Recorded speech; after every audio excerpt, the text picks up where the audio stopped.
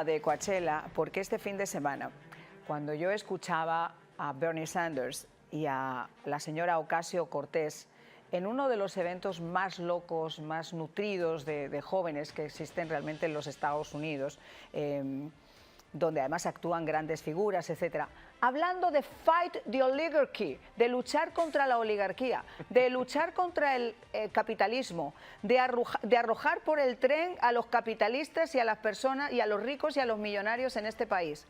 Yo solamente pensaba en algunos de esos jóvenes que están ahí, que han pagado hasta $1.500 por entrar, que pagan hasta $50 por una hamburguesa, que vengan este par de idiotas a decirles que abandonen el capitalismo y que luchen contra la oligarquía con lo bien que se vive, como la señora Ocasio-Cortez llegando a ese lugar en un first class en el que está pagando mucho más que el salario de cualquier persona normal en un mes de trabajo. Que me lo digan. Esteban. Estas son personas, Marian, que no tienen problemas reales y por eso se los inventan, ¿no?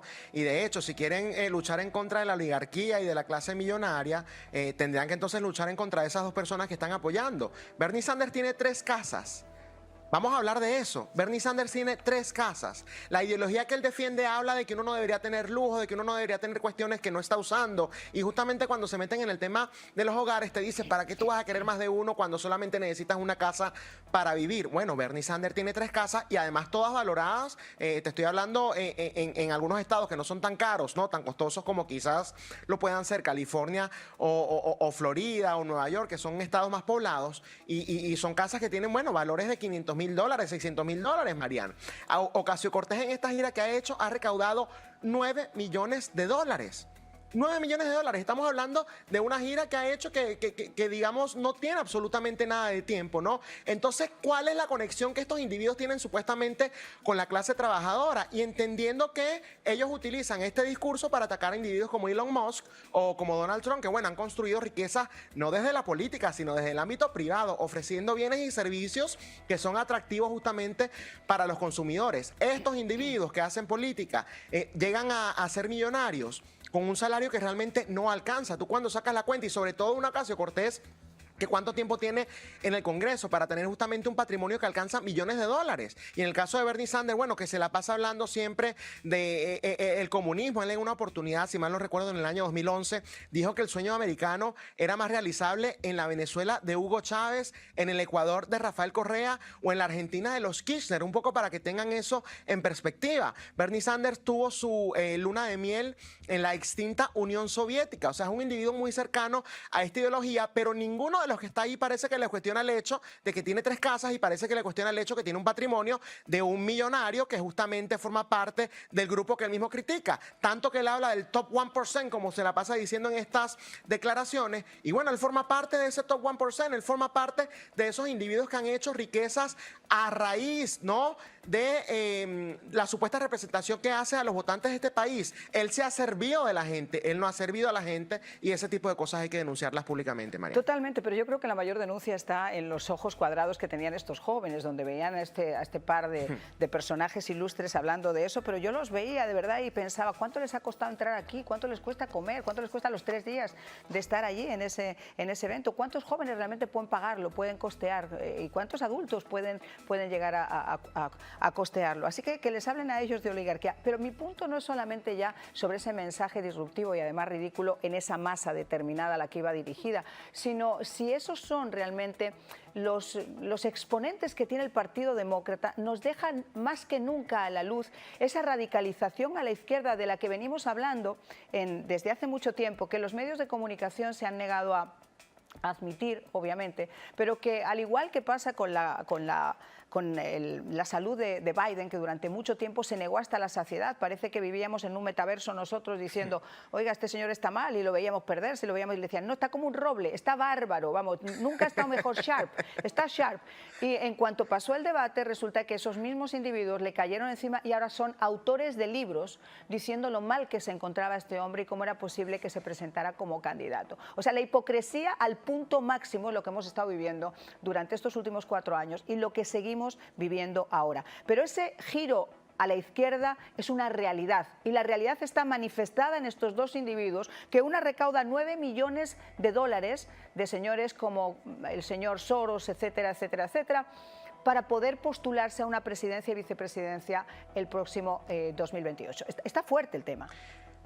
Está muy fuerte, Marian, pero además yo quiero ver cuál va a ser la reacción de los demócratas, porque cuando uno denunciaba, así como nos hicieron justamente con el tema de, de las capacidades cognitivas de Biden, que lo catalogaron, y eso está en los medios de comunicación como una teoría de la conspiración que está siendo promovida por los republicanos, ¿no? Cuando uno debate con demócratas respecto a que realmente es un partido de izquierda, y de hecho no de una izquierda moderada, sino de una izquierda bastante radical, y hay que verlo que, bueno, figuras como Joe Biden se consideran ahora moderadas, y a mi juicio este país no había tenido a alguien tan radical hacia la izquierda. Ellos te decían, no, la izquierda radical tiene presencia en el Partido Demócrata, pero es una presencia mínima, representada precisamente en individuos como Bernie Sanders o como el famoso Squad, del cual forma parte la señora Ocasio-Cortez. Ahora bien, si vemos las nuevas encuestas en donde dicen que Ocasio-Cortez es la persona que tiene mayor aceptación, ¿qué van a decir? Van a decir ahora que Ocasio-Cortez es una moderada, cuando estuvieron todos estos años diciendo que efectivamente el Partido Demócrata no era radical porque más bien excluían a individuos como Ocasio-Cortez. Yo te aseguro, y sin miedo a equivocarme, y no es que yo tenga una bola de cristal ni que me la tire de Nostradamus, pero lo que vienen son unos malabares para justamente tratar de justificar el cómo, según ellos, el Partido Demócrata sigue siendo una fuerza moderada a pesar de que esté siendo liderado por individuos como Alexandria Ocasio-Cortez. ¿Todo está cantado? Evidentemente no. Van a surgir otro tipo de figuras que creen que más bien el partido tiene que irse un poco más al centro, pero hoy yo estaba leyendo justamente una encuesta al respecto y la base realmente quiere que el partido se radicalice. Alrededor de la mitad de los demócratas consideran que para ellos tener victorias electorales a futuro tienen que irse al ala más progresista, representada en esos individuos que estábamos viendo en pantalla, mientras que un 18% habla de que, bueno, se mantenga en la misma línea y el resto dice que tiene que irse al centro. Si tú me preguntas a mí, lo ideal sería precisamente irse al centro, porque hay algunos temas, ¿no?, que no polarizan en lo absoluto y que muy por el contrario, incluso dentro del Partido Demócrata generan rechazo, como por ejemplo el que hombres biológicos participen en deportes de mujeres, pero aún así vemos que una base demócrata que dice no, tenemos que irnos a un ala más progresista. Vamos a ver con qué excusas salen cuando sean ellos entonces el rostro. Lo que pasa es que aquí se confunde el progresismo con la burrología. Y con mucha frecuencia, en serio, es como definir la libertad y llevarlo hacia el extremo del libertinaje. Hay una línea muy, muy fina que se está traspasando, obviamente por intereses creados y por agendas creadas, pero esto está generando dentro del propio Partido Demócrata. Yo tengo grandes amigos que son demócratas, se lo hemos discutido, nunca van a estar quizá de acuerdo con algunas políticas de Donald Trump, pero tampoco están completamente opuestos a cualquier cosa que se haga. El tema migratorio, por ejemplo, es uno de ellos. La promesa, Trump puede tener 20.000 millones de defectos, pero está teniendo en este momento la virtud de querer cumplir una agenda que fue propuesta al pueblo americano en cada uno de sus rallies. Fueron propuestas de campaña, no está sacando nada de debajo de la manga. Solucionar la crisis migratoria, deportar a los que estaban de forma ilegal en este país, empezando por todos los delincuentes y las manzanas podridas, tratar de levantar la economía, potenciar el mercado interno de los Estados Unidos, volver a recuperar el liderazgo de Estados Unidos en el mundo, en definitiva, lo que él llamó y su movimiento respaldó Great America Great Again. Y eso para algunos es cuestionable. O sea, vamos a escuchar qué es lo que dijo con el tema migratorio, porque de nuevo se están utilizando las cortes, ese engranaje, para poder frenar cada cosa que hace esta administración. Y obviamente en el tema de la inmigración, pues no ha sido la excepción. But what we want to do is we're going to have a self-deportation program, which we haven't even announced yet. I guess I'm announcing it to you. Why not, Rachel? Here it is. The only thing I haven't determined is what are we going to do? We're going to give them a stipend.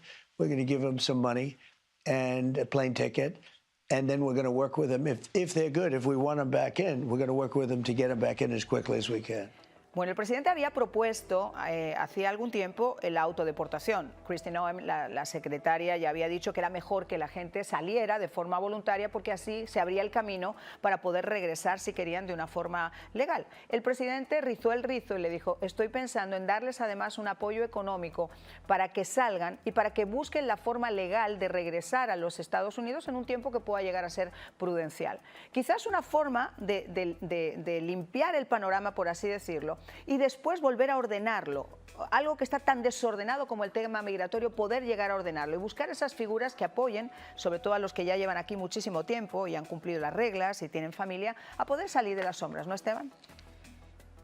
Creo que el gran problema es que los ciudadanos de este país se han acostumbrado tanto a políticos que no cumplen las promesas que hacen en campaña, que cuando ven a alguien que justamente se está abocando a los motivos por los cuales los votantes lo escogimos en las elecciones presidenciales del pasado noviembre, entonces hay muchas personas que no tienen idea de cómo reaccionar. Tú muy bien lo decías que esto fue parte de sus promesas de campaña y además algo medular, porque el tema migratorio estuvo en la palestra y fue uno de los temas prioritarios, ¿no?, en este proceso electoral. Y lo que estamos viendo es que precisamente Donald Trump está tratando de solucionar el desastre que además le dejó la administración anterior, que ya está mostrando éxitos, te lo mencionaba en el primer segmento, respecto a lo que son los cruces fronterizos, pero ahora quieren además que la gente ayude en sus procesos de deportación y está buscando incentivos. Nuevamente, puede haber gente que lo critique, puede haber gente que le agrade la idea, pero independientemente la promesa fue: vamos a sacar a los ilegales de este país, vamos a evitar que sigan entrando y de una u otra manera vamos a entonces devolverle al país y vamos a hacer que este gobierno trabaje para los intereses de las personas